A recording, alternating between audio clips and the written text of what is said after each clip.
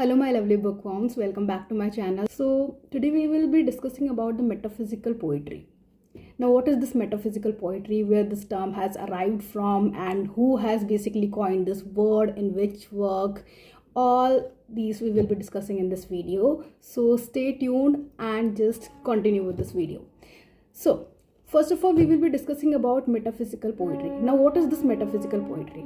Metaphysical poetry is basically a 17th century literary style, and it basically include poets like John Donne, George Herbert, Andrew Marvell, Abraham Coley. All these people belong to this particular literary style of writing. Although when they were writing this type of poetry, they have no awareness that they will be coined together, grouped together in this particular term, that they do write metaphysical poetry, because the term was actually coined by Samuel Johnson, who is known as the pro leader and the most prominent writer of Enlightenment age.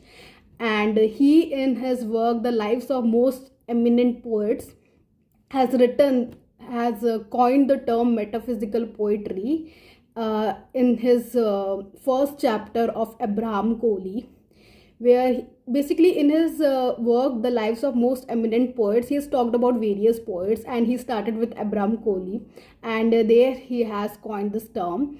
And the term is not coined as an appreciation, but it is coined as a derogation. It is a derogatory term, because as per Samuel Johnson, those poets do use such kind of extended intellect, which is not supported, like not very much supported by Samuel Johnson, because he do believe in something else.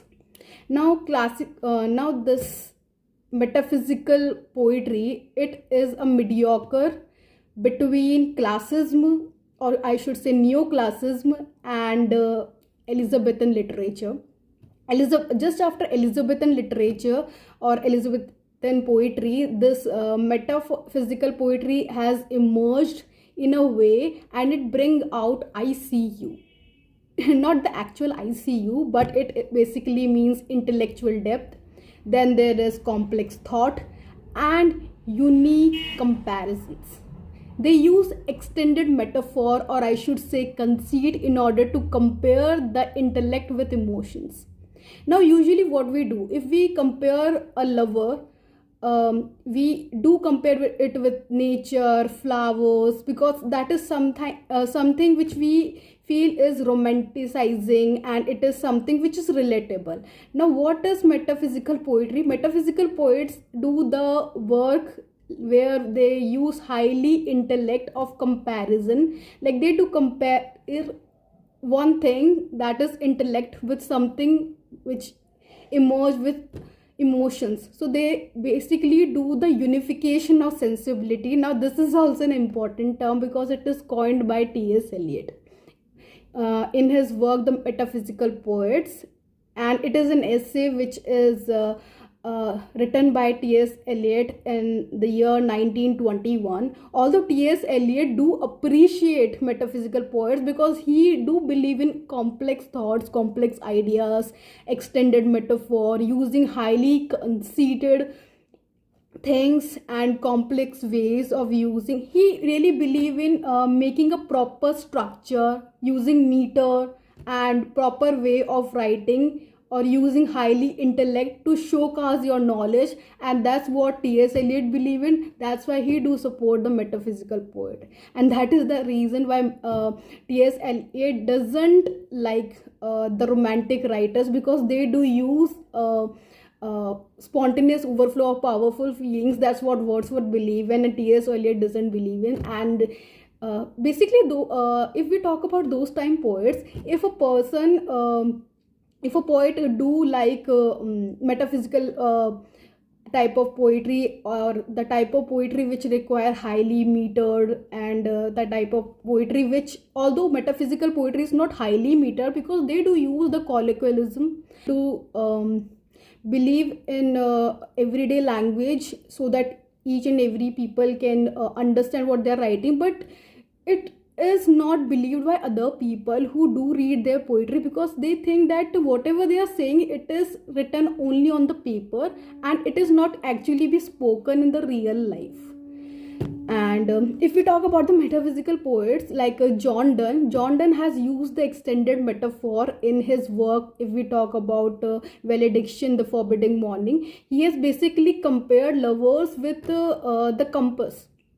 Yeah, the compass. He has basically compared it with lovers. And here how he has compared, like if we talk about the compass, he basically kept one needle of the compass on the earth, and other needle can go anywhere or around, but they still be connected together. Yeah, they still be connected together the way. So basically one needle will be on earth, then other needle will be go all around, but still they will be united. It actually looks like that the two poles are apart, but still they are united by love. So that's something which John Donne believe in. And they do talk about romanticism, they do talk about the poetry, they talk about the love, but they use intellect, material and factors which is not so related with love emotions. They do compare it with them. That's why they are known as highly intellect person, because they do believe in making something unique, making something out of the box. And when these type of poetries come up now, people started making it believing it that this is something new, this is something weird, and this is something which is out of the box. It is as same as that something new come up and people do not accept it initially, because they find it like it is not something which is of our comfort zone. So we will not accept it, and we will just focus on something which is we are carrying out already. And that's the reason people do not like it initially. And so does Samuel Johnson. He is not he's actually not in favor of these type of poetry. That's why he used it as a derogatory term, metaphysical poet, to keep all those poets under this. And although Eliot like it, Eliot also is a believer of complex type of poetry, and it can be actually seen in his work The Wasteland. It is the most difficult poetry I've ever seen. So